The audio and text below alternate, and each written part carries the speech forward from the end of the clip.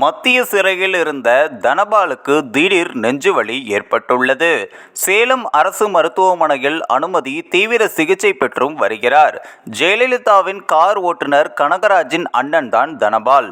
மறைந்த முன்னாள் முதல்வர் ஜெயலலிதாவின் கார் டிரைவராக இருந்தவர் கனகராஜ். இவரது தலைமையிலான கொள்ளை கும்பலை சேர்ந்தவர்கள் கொடநாட்டில் உள்ள ஜெயலலிதாவின் பங்களாவில் கொள்ளையடிக்க சென்றனர்.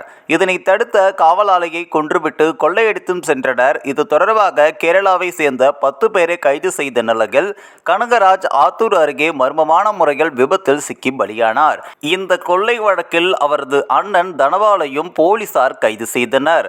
இவர் கனகராஜின் சிம் கார்டை எரித்து சாட்சியங்களை அழித்ததாக அவர் மீது குற்றச்சாட்டும் கூறப்பட்டுள்ளது.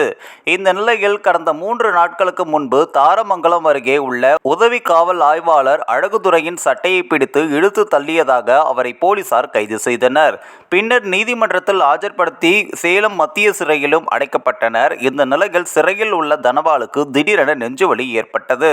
இதனையடுத்து அவர் உடனடியாக சேலம் அரசு மருத்துவமனையில் அனுப்பி வைக்கப்பட்டார். அவருக்கு சிகிச்சையும் அளிக்கப்பட்டு வருகிறது. ஏற்கனவே அவர் கைது செய்யப்பட்டு மத்திய சிறையில் அடைக்கப்பட்ட போதும் அவருக்கு நெஞ்சுவலி ஏற்பட்டது. ஆஞ்சியோ செய்யும் வகையில் சேலம் அரசு மருத்துவமனையில் இருந்து அவரை கோவை அரசு மருத்துவமனைக்கு கொண்டு சென்றனர்.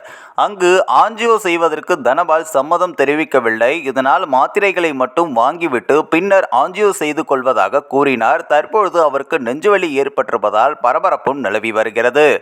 இந்த ஒரு வீடியோ குறித்து உங்களுடைய கருத்துக்களை நீங்க மறக்காம கமெண்ட்ஸ்ல சொல்லுங்க. நம்ம ஏஷியநெட் நியூஸ் தமிழையும் தொடர்ந்து ஃபாலோ பண்ணுங்க.